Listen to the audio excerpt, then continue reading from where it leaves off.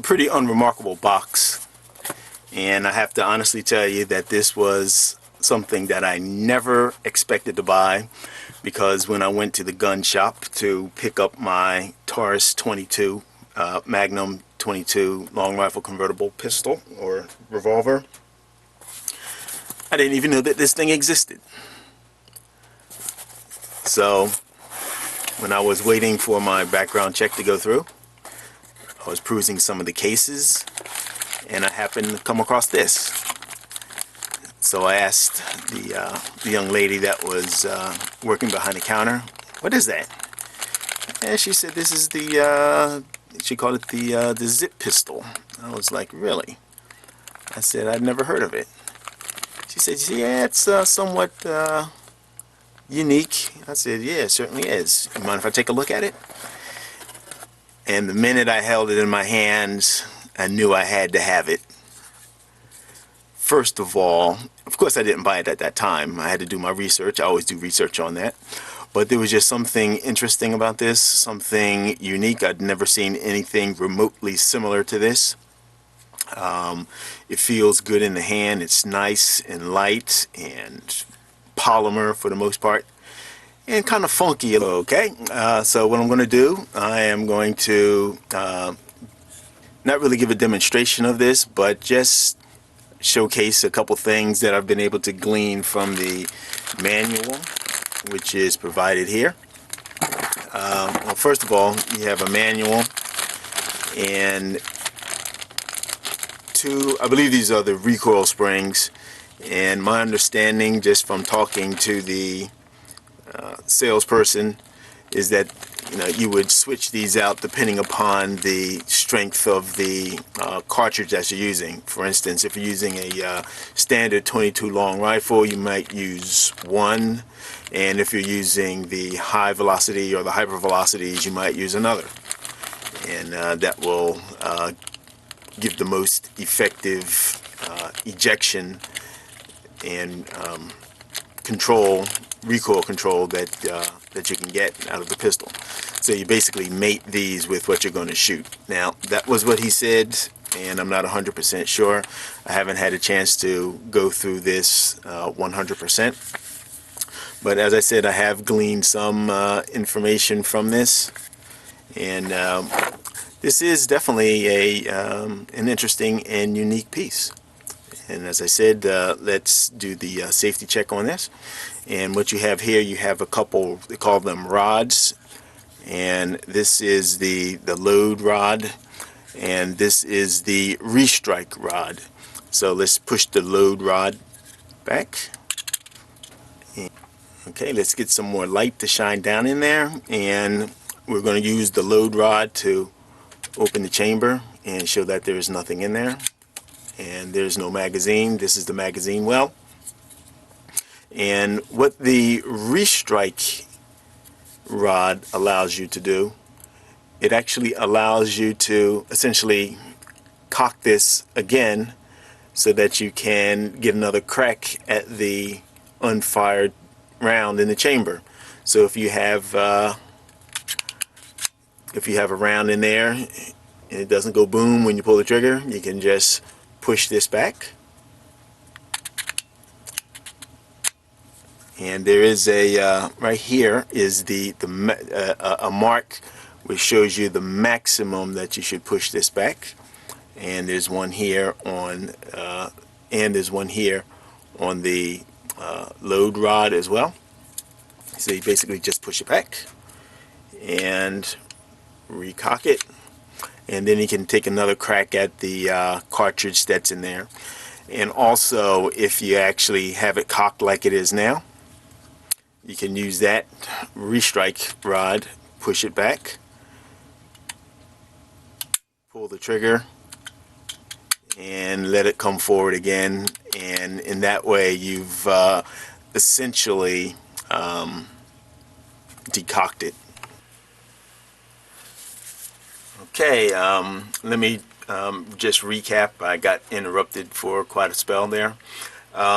Whenever you do the decocking, of course, always make sure that there is not a round in the chamber, and you're probably better off ejecting the magazine at the same time, or prior to actually trying to decock it.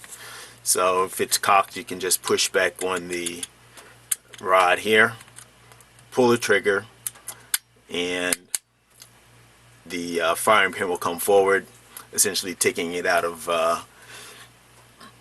battery. And to actually load the magazine, which of course is the 1022, you just simply push it up in there like that, and it locks into place. And to remove the magazine, here's the magazine catch. You just pull back on that, or actually push on that, and then you can just slide the magazine right on out of there. It's a little tight right now because this is a new magazine. This actually, I actually purchased this as part of this, as part of the Zip 22. The particular one that I purchased did not actually come with a magazine, but I guess that this was something that was just included with it by the actual store owner, or the actual store. So I actually got this Pro Mag along with the Zip 22. And in looking at the manual, and this is definitely one time that I would strongly recommend you read the manual, since this is such an unusual and unique pistol.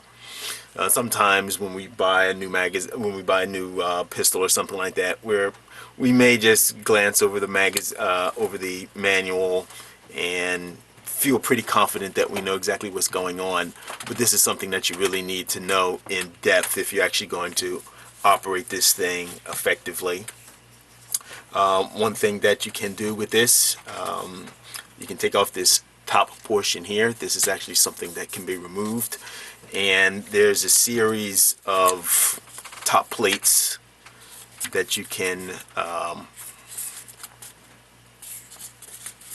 replace it with, depending upon what your particular goal that you have in mind with. And once again, the manual has a list of the different top options that you can replace the standard top with. And one that seems to have a lot of people interested is the Zip SBR top, and that essentially allows you to attach this to a Picatinny rail on something like a rifle or a carbine. Of course, you require a ATF Form 1 for the legal use of that. And that is probably something that I'm not going to get for this, but who knows what the future holds. But in any case, I just wanted to give a short overview of this particular pistol. It's unique. It's definitely something that if you're a collector, you might be interested in purchasing and making good use of, perhaps one of these days. Now, just in looking at it, I mean, there's different ways that you can actually hold this, and they even have some instructions how to actually hold it effectively in the manual. So you definitely want to check that out as well. This will be the ejection port, so you don't want to cover that, so you can hold it like this. And sometimes you might want to do it like this, but then again, if you try to hold it like this with your middle finger, you might be able to do it better from the left side if you're a right-handed shooter. And everything can be like, these are reversible, so you can put these on the you put this one on the left side and this one on the right side if you want to, so you can do the ambidextrous thing. But everything is always going to eject from the right side. So that is just the Zip pistol, and it's taken me about 4 days to get this video together, and it's going to require quite a bit of editing. I just had so many issues trying to get this one done. But in any case, this is the Zip 22, and it is the latest acquisition for my collection and use. As I stated before, this could be a great companion for the Ruger 1022, since they both use the same magazines. And I know that there are certain Ruger 1022 stocks, I can't think of the name of them right now, that actually have the Picatinny rail system on the bottom. So could you imagine having a 1022 with this on the bottom of it as an auxiliary weapon, so that when you run out you can just maybe just disengage the magazine from this and use in your in the Ruger, or vice versa. Just some thoughts on this truly unique pistol. Alright, thanks for watching. Comments are welcome, and hopefully one of these days soon I'll have a chance to actually take this out to the range and give it a test run. Thanks. Bye-bye.